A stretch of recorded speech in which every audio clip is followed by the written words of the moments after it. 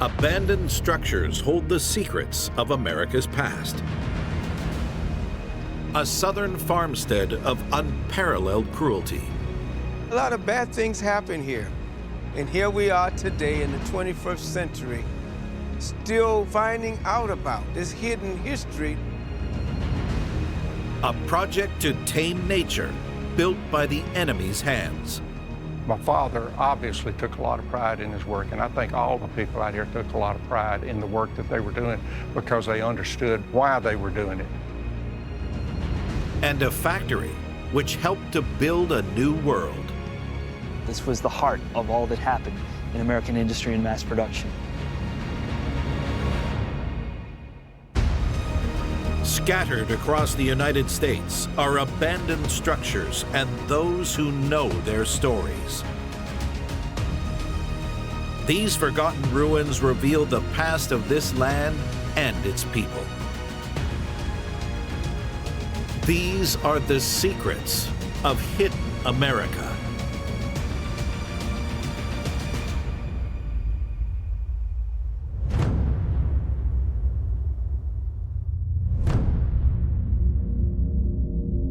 On Georgia's coast lies a ramshackle site, harboring one of America's darkest secrets.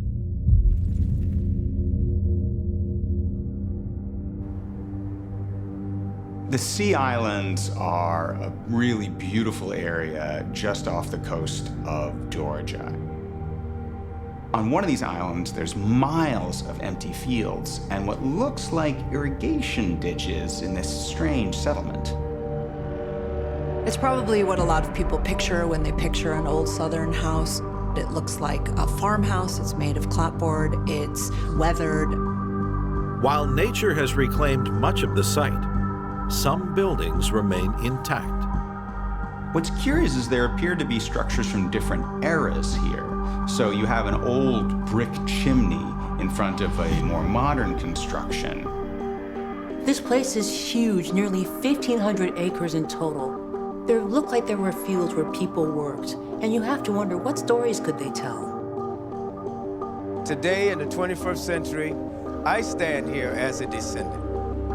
Here the spirits are alive and well through those individuals that used to live here.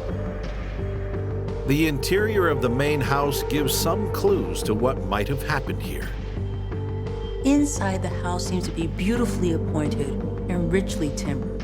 Someone wealthy must have lived here, but how did it fall into such a state of disrepair? This is a place where one of the darkest chapters in American history unfolded. But it's also a locale where the actions of one individual of conscience made a significant change in the lives of millions of African Americans.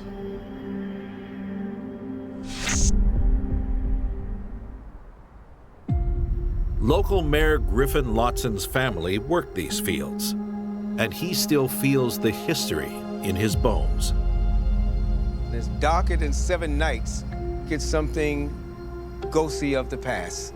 In our culture, it is called the ancestors. Perhaps they still walk these grounds. The original owner is a man named Major Pierce Butler. And Major Pierce Butler was a major figure in early American history. He was one of the founding fathers, and he's a kind of enigmatic figure. After the War of Independence, he acquired this site and he began to grow a crop that was perfect for the wet, hot conditions here, and that would be rice. The oldest surviving building here is a rice mill, but it was not operated by willing workers. Now, who actually built this structure is very important to history. It was an enslaved plantation. So every brick, every block you see here was built by those that were enslaved. Major Butler ended up a major enslaver. He enslaved a great many people across a number of farms and plantations. The founding fathers, they had wealth, they had power, and they owned slaves. Major Pierce Butler named this place after himself, and it would remain in his family's hands for generations. This is the Butler Island Plantation. Butler Island was inherited by Major Butler's grandson, Pierce Mies Butler, who inherited a huge fortune and a great many enslaved people. But he was not cut out of the same cloth as his grandfather. He was no businessman. He was a drinker and a gambler. Although there were many cruel slave owners across the South, Pierce Mies Butler was worse than most. On this plantation, as on most plantations, the enslaved men and women were treated abominably. No one was spared the whip, including pregnant women who had to work in the fields right up until the moment of birth. At its peak, this plantation had over 900 enslaved workers working its fields. That concentration really made the conditions all the more miserable. Pierce Mies Butler lived in Philadelphia and was a reluctant traveler to Butler Island. But when he did come, he was not alone. Pierce Mies Butler fell in love with an English actress named Fanny Kemble, who was the most famous actress of her day. Despite his opposition, Fanny Kemble persuaded her husband to take her to Butler Island. So when Fanny Kemble came to Butler Island, she was disgusted by what she saw. And Fanny Kemble kept a journal while she lived there of the brutality and the violations, the violence that she saw. And she witnessed it firsthand, and it helped change America's history. Fanny Kemble's shock at how her husband treated his enslaved workers broke their marriage. And Butler's debts would push his cruelty even further. Pierce Mies Butler squandered and gambled away his family fortune. And he ended up in debt of about $700,000. In modern terms, that would be $25 million. That was a deep hole.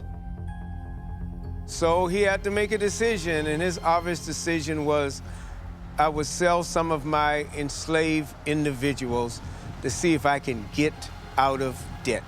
And that's what he did. He sold the lives of human beings. All of the enslaved individuals who belonged to Pierce Mies Butler were put on boats and taken up the coast.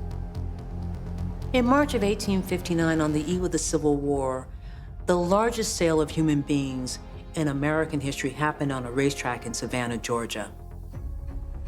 Those ancestors of mine that were sold at what we now call the weeping time. In total, almost 450 men, women, and children were sold. Although at first this seemed like an escape from the cruelty and torture of Butler Island, it only added to their misery. A lot of their family members would never see each other again, and they felt it. So it was a lot of heartache, a lot of crying. The two-day sale netted Pierce Mies Butler over $300,000. He decided to celebrate, so he went off on a grand tour of Europe. But Pierce Mies Butler's now ex-wife, Fanny Kemble, would have her revenge. Fanny Kemble made the really radical decision in some ways to publish her journals of living on Butler Island. She published them in 1863, in the middle of the Civil War, and she was actually inspired by the Emancipation Proclamation. The journal carefully documented all the atrocities she'd witnessed on Butler Island. And so it has this national impact in terms of really making people learn something about slavery. It really is a sort of table-turning moment. This young lady just wrote freely, so I like the pureness of what she wrote and how it helped change America and now the world. Much of Butler Island was burned during the Civil War, and the plantation fell into ruins. But in the 20th century, this place would get a second chance from a member of the sporting elite. The Butler family held on to the land for a few more generations, but then it was decided to sell it. The buyer was a man named T.L. Houston, who decided to convert the property into a dairy farm. Lieutenant Colonel T.L. Houston built this house when he moved to Butler Island. This particular room here on the Butler Plantation, we call it the Colonel Houston room because this is where he conducted all of his business. As co-owner of the New York Yankees, Houston's business was baseball. Houston made the audacious decision in 1919 to purchase Babe Ruth, the most famous slugger in the history of the game, from the Yankees' rivals, the Boston Red Sox. Babe Ruth, he would travel down here because he was an avid hunter and he loved to hunt ducks. Rumor has it that Butler Island also played a part in one of America's greatest works of fiction. The famous novel, Gone with the Wind, about the Old South, is set in Georgia, and many places in the state claim to have been part of Margaret Mitchell's vision. Butler Island is no exception. With Margaret coming down to this area, most people don't know that writers have their writers' retreat. And it doesn't get much more secluded than these barrier islands here. Just to the north of Butler Island lies the smaller Rhett's Island, possibly providing the inspiration for Gone with the Wind's protagonist's name, Rhett Butler. Gone with the Wind is one of the most popular movies ever released. And still, adjusted for inflation, shockingly, it is the highest grossing movie in history. Rhett Butler's final line as he walks out the door, "Frankly, my dear, I don't give a damn," is the most famous film quotation according to the American Film Institute's list of famous quotes. Even though Butler Island is closely tied to so much history, today it lies derelict.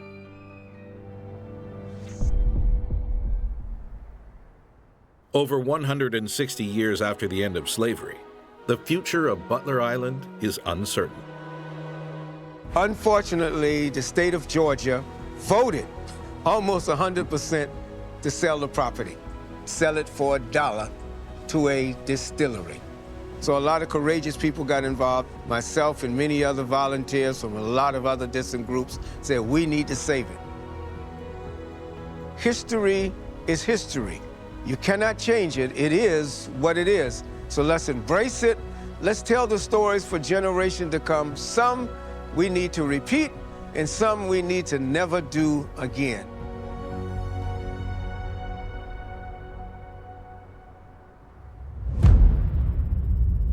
In the Deep South, there's a reminder of America's engineering might. Born out of a world war, it's where man fought the Mississippi. I was about 2.5 years old when we moved here. We played all over the whole reservation, primarily around where the camp was, and it was a wonderful place. Just outside of Jackson, there's a relic of an industrial past. I've never seen anywhere like this. There's all sorts of abandoned structures here. There's what looks like an old water tower, a bunch of pump houses, and loads of rusting equipment just dotting the whole site. And they're all huge, which makes you think that this place must be owned by the government or some large corporation.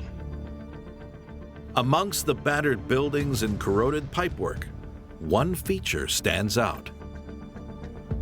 As you look past all the vines and the trees that are growing through things, you see this massive amount of concrete.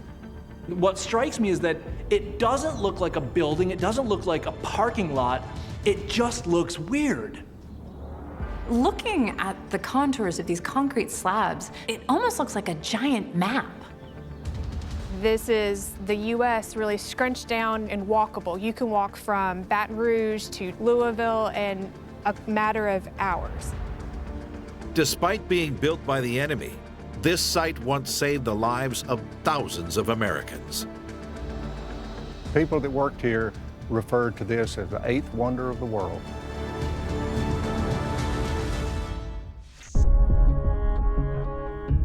Hidden among the pine trees is a forgotten engineering marvel. But Tom Leggett, who first came here in 1947, remembers it a different way. The happiest memories that I had were just to have such a large expanse, just to roam around. My father worked here, and we lived here when I was a small child. I don't think I really comprehended what it all meant, but everybody that worked here took a lot of pride in what they did. This structure was born out of an event that shook America. In 1927, the Mississippi saw one of its worst ever floods, caused by 8 months of solid rain. As the Great River burst its banks, it flooded a 27,000 square mile area, almost the size of West Virginia. It was nothing short of catastrophic. In some places, the river grew as wide as 50 miles. People's homes, entire towns were swallowed up by the floodwaters, and it left hundreds of thousands of people without food and without fresh water. Officially, 246 people died in the floods. But it's near impossible to know how many people actually died, because many African American deaths weren't counted. Once the waters receded, the estimated cost of the damages in today's money was $1 trillion. Congress vowed it could never happen again. In response to that 1927 flood, Congress passed the Flood Control Act of 1928. This turned to the Army to tame the Mississippi and prevent that kind of disaster in the future. The Army's solution was hundreds of miles of tiny channels replicating the Great River. This is the Mississippi River Basin model. The model out here is like a giant 200-acre puzzle that was put together to replicate the entire Mississippi River Basin. Stretching from Minnesota to the Gulf of Mexico, the basin covers over 1 million square miles. Operated by dozens of engineers, this model was America's attempt to tame it. The purpose of this place was to try and accurately model the floods of the Mississippi River, predicting disasters before they struck. The accuracy that they got is pretty incredible. When they were running historic storms, they were able to be within a tenth of a foot of recorded gauge data. They had things in the model, such as wire and things like that, to simulate vegetation and snags in the river channel and the floodplain also.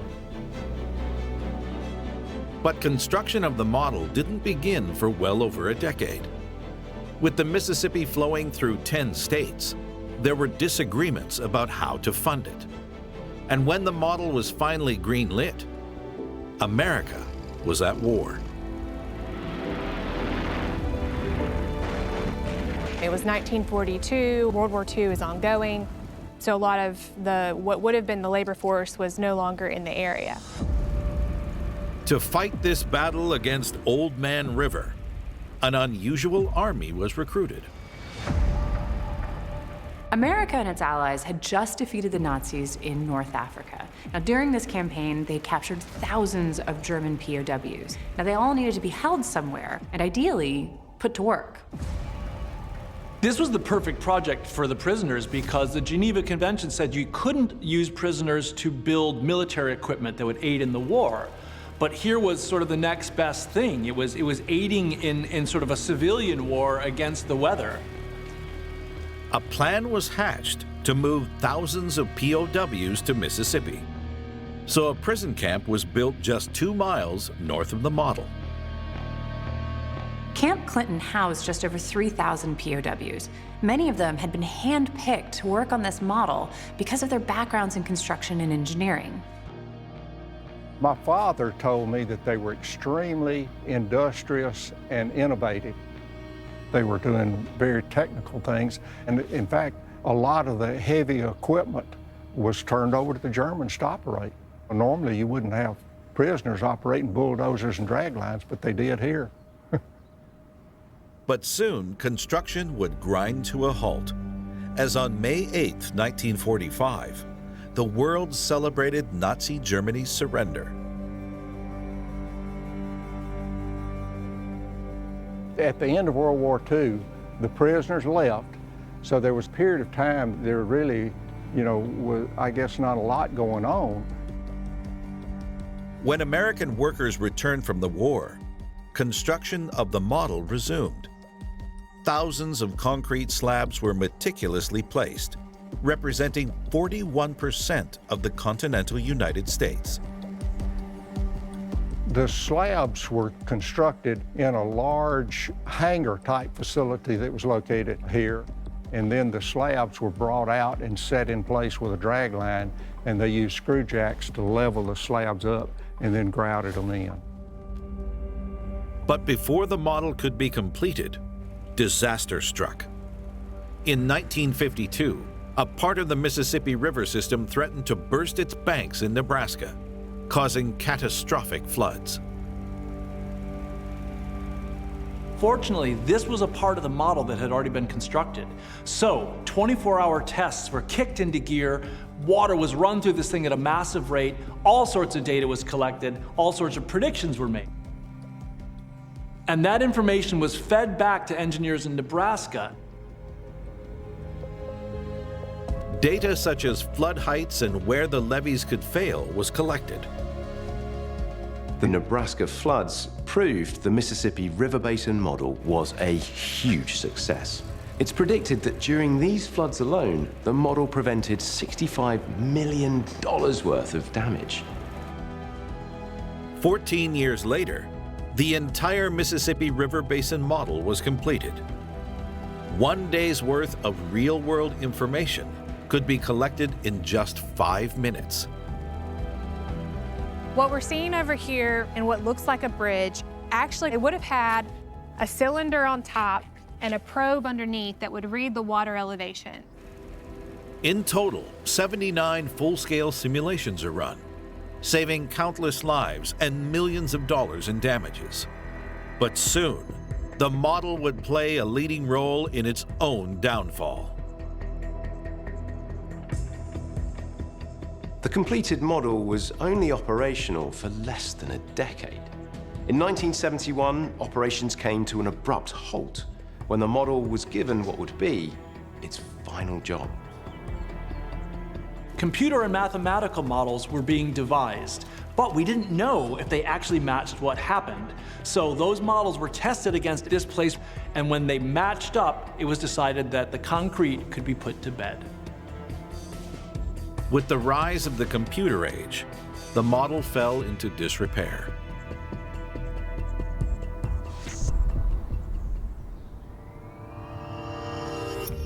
Today, after decades of deterioration, the model is entering a new chapter, having been rediscovered by local engineer Sarah McEwen.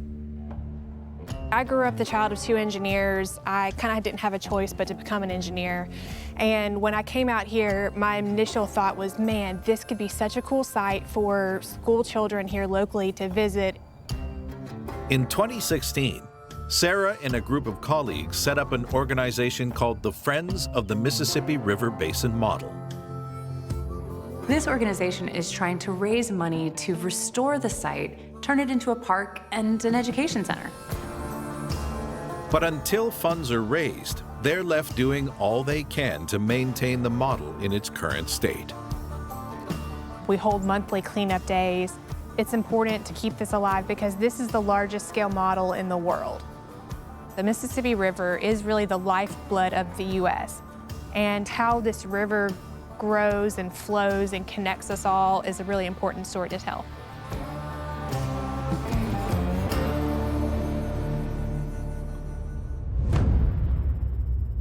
Hidden away in suburban Michigan, on the edge of the Great Lakes, this forgotten building shaped America into an industrial powerhouse.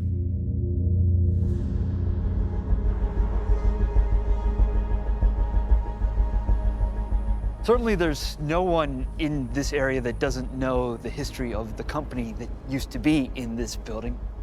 but they may not realize the importance or significance or the role that it played in larger American or even global history. The inside of the building holds some clues to its use. When you're inside, it's this huge open space. What did they need all of this space for? I mean, it looks to me like it was once a factory, an enormous factory that would have accommodated a lot of people. But the question is, what were they making here? This was a state-of-the-art factory built with an eye toward the 20th century. This building's location gives a big hint to what it was used for. We're in Detroit, Michigan. And if we're talking Detroit factories, then we're talking about cars. A unique process implemented here would transform manufacturing across the world, but it would come at a cost. It may not look like it right now, but we're standing in what was the single most important industrial complex of the 20th century. This was Henry Ford's most revolutionary factory, the Ford Highland Park plant.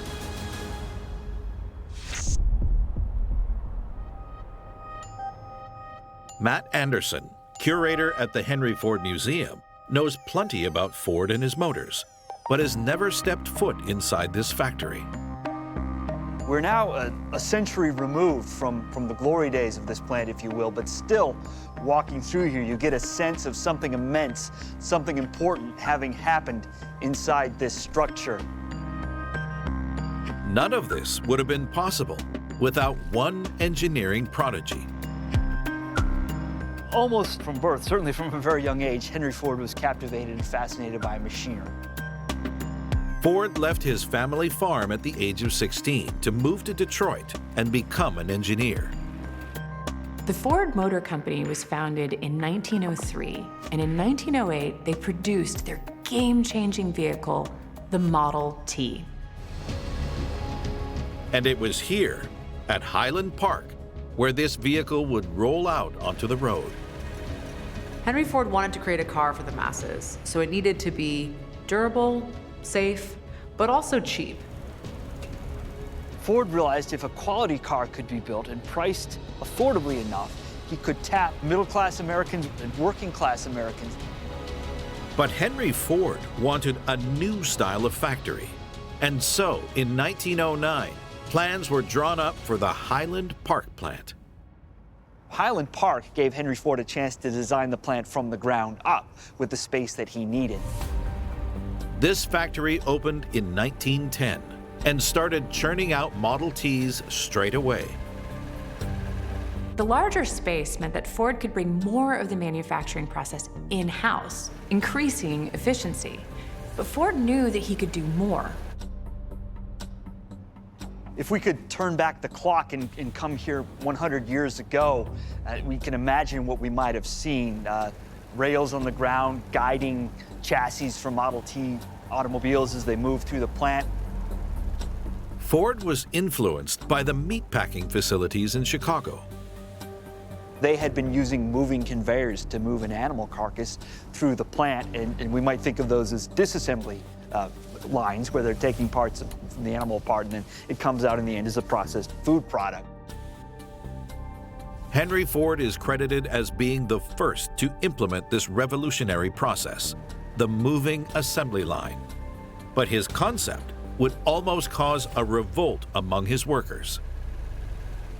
Some workers describe this as a form of hell, with workers essentially being turned into robots.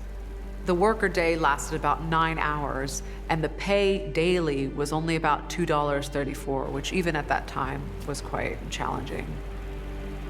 From the moment the assembly line started, workers were leaving the factory in droves. Within a year of the line starting, the company had to replace 90% of its workforce. To counter the resignations, Ford made a potentially disastrous decision. To plug the massive holes in its workforce, the company employed vast swathes of recent immigrants, hoping that their precarious positions would make them easier to exploit. But this only led to more problems. The language barrier hindered communications across the line. But even more than that, people coming from Europe were also bringing with them their socialist ideals, and Ford did not want that. The awful working conditions across the auto industry in Detroit created a perfect atmosphere for revolt. Unions were beginning to move in and organize strike action at other factories. Something had to change, and change fast. Ford realized that you could actually incentivize people more with carrot rather than a stick. So what he did was reduce the working hours for a day from 9 to 8, and also he increased the daily rate from $2.34 to about $5. Workers were now willing to stay for the job, put up with the tedium and frankly, the drudgery of some of those tasks. With Ford having his pick of the best workers, he went full throttle at the factory. The introduction of and the efficiency of the assembly line led to the Model T dropping in price from $850 to $260. Now, in today's money, that would be a drop from $25,000 to $8,000. And Ford wasn't the only one who benefited. By increasing his workers' wages, Ford was effectively elevating people from working class to middle class. And with their disposable income, they were spending their money in Detroit, boosting the local economy. Detroit became a boomtown. 16 years after Ford increased his wages, the population of the city had tripled to more than 1 million people. But all too soon, it would be time for the Model T to move on down the road. Highland Park grew very quickly as the Model T becomes more and more successful, and by the early 1920s, they're selling 2 million cars a year. Hard to wrap our heads around those numbers. The last Model T was built in May of 1927. And it was a tremendous run, 19 years of production, 15 million cars built. However, the Model T wouldn't be the last iconic vehicle to come out of Highland Park. Once production of the Model T ended at the factory, Ford went back to his farming roots, and he started to use the same principle of the assembly line to manufacture Fordson tractors. Highland Park continued to manufacture tractors for decades until Ford sold the site in 1981, ending 70 years of auto industry history.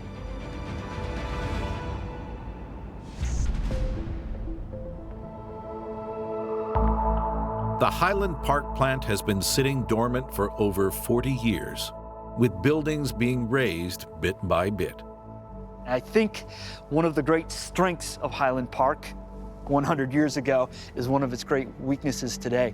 This is essentially a giant machine, a machine that is fine-tuned and designed to do nothing but build Ford Model T automobiles. The Model T did what could really only be done once. This was the vehicle that turned cars from a plaything for the rich into the tool that we use every day. In a sense, in every car that's on the American road today, it owes a little bit of its existence to what happened here in this factory.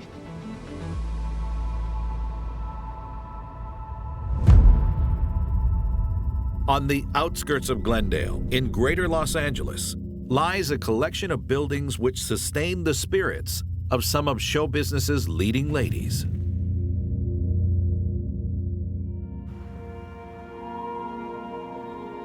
We're in the Crescenta Valley, a place where Hollywood stars and all sorts of fascinating characters have made their home. Amongst the suburban houses, one group of buildings stands out. So there's a whole block of what looks like these Spanish-inspired colonial cottages. Some of the red tiles have fallen. In some place, the roof itself is falling in. But it does seem that someone is making an effort to care for this place. A lot of people are amazed at how beautiful that it is. My first time inside these gates on this property, I absolutely lost my heart to it. The history, the trees, the feel of this place is so amazing. This place was set up to counter a terrible trend. It was often much cheaper and easier to throw your wife into a sanitarium than to go through the process of divorce. Yet it was connected to one of the most famous movie stars of all time.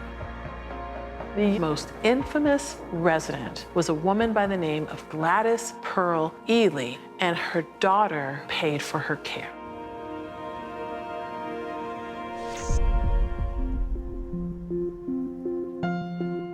The first stone of this compound was laid a century ago, at a time when this valley was booming. This place is currently cared for by Joanna Linkhorst. I was born and grew up in the Crescenta Valley. There was actually an advertisement at one time from the Crescenta Valley Chamber of Commerce that we had the most healthful air in the world. This valley would inspire one pioneering doctor. In 1881, Dr. Benjamin Briggs launched a worldwide search for the perfect place to create a series of sanitariums, places where people with respiratory illnesses, particularly diseases of the lung, could come and live a more healthier life. Settling on the Crescenta Valley, Briggs chose this place because it was dry, it was clean, really good drinking water. When people came to California, if they didn't come for gold, they came for their health. Briggs was the one who kind of tamed the West and made it more of a place where houses were being built and not just hunting cabins. The demand for physical and mental health facilities in California was high, but the focus was not always on patient welfare. Unfortunately, there was a dark side to this movement in the early 20th century. Women were more at risk at being thrown into some of these institutions. It was as simple as going to a pharmacist to say, hey, my wife needs to be put away in an asylum, to get them put away. This place was built to fight against that oppression. There are lots of little signs and notices throughout the complex, but one which appears bigger and more important than the others bears the word Rockhaven. This is Rockhaven, also known as the Screen Actors Sanitarium. Rockhaven was to be a sanitarium to be run by women, for women only, to give them safe, dignified treatment in a home-like setting. Founded in 1923 by Agnes Richards, this site has been without residents for almost 20 years, but still has some of its original features. She put in Murphy beds.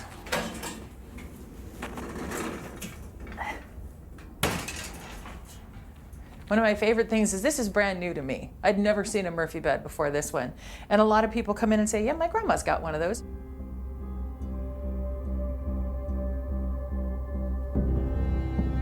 Agnes Richards was a very powerful, strong woman, and strong women attract strong women. So as a result, she ended up treating a lot of the most famous Hollywood icons. During the 1920s, Rockhaven cared for the mental health of a number of Hollywood's leading ladies, including Gwen Lee, Billie Burke, and Peggy Fears. But no one was prepared for Rockhaven's most troublesome inmate. The most infamous resident in Rockhaven was Gladys Baker Ely. One of the reasons was that she felt the need to escape. Gladys had been in and out of mental institutions, and she was diagnosed with paranoid schizophrenia as well as delusions of persecution. So this is one of the rooms that Gladys was cared for in. And on one particular occasion, she tied bed sheets together and she went out that window. Like many of Rockhaven's residents, Gladys's care was paid for by her daughter. Gladys particularly wanted to escape because she believed that her daughter could look after her better. Her daughter was rich and famous, and her name was Marilyn Monroe. However, Marilyn never visited her mother at Rockhaven. Privately, Marilyn Monroe was terrified to go down the same path as her mother. And publicly, Marilyn Monroe's PR team told her to deny any existence of her mother at all. So from what we know about Marilyn Monroe's early life is that she was only sporadically cared for by her birth mother, had spent time in orphanages, and just didn't have the stability that would have served her as she moved into adulthood. As Gladys recovered in Rockhaven, Marilyn's star was rising, but the spotlight would take its toll. She was briefly admitted to a padded cell in 1961, where she was struggling with insomnia as well as extreme exhaustion. So Marilyn Monroe, of course, was trying to self-medicate, but then she was also heavily medicated by various different doctors. In 1962, Marilyn Monroe died from a drug overdose. Even though Marilyn never visited her mother, and even though her mother was a huge absence for much of her life, she still provided for her in her will, leaving a large chunk of her fortune to ensure her mother was well looked after. Rockhaven allowed her mother to stay there for free until her $100,000 trust fund kicked in to pay for the services. But as Gladys recovered and moved out of Rockhaven in the late 60s, the sanitarium's whole purpose changed. Rockhaven decided to start pivoting and make it more about elder care and Alzheimer's and dementia issues, and converted the dorms into the little hospital. Rockhaven was run essentially as a retirement home until 2001, when rising costs forced it to close. Rockhaven has been empty and decaying for almost 2 decades.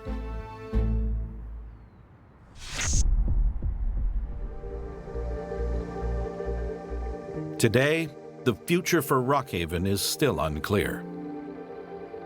The city of Glendale stepped in and purchased Rockhaven to prevent the buildings from being demolished, with the hope of turning it into some sort of community park or attraction. Unfortunately, however, with rising costs and different priorities, they've not been able to make good on that intention.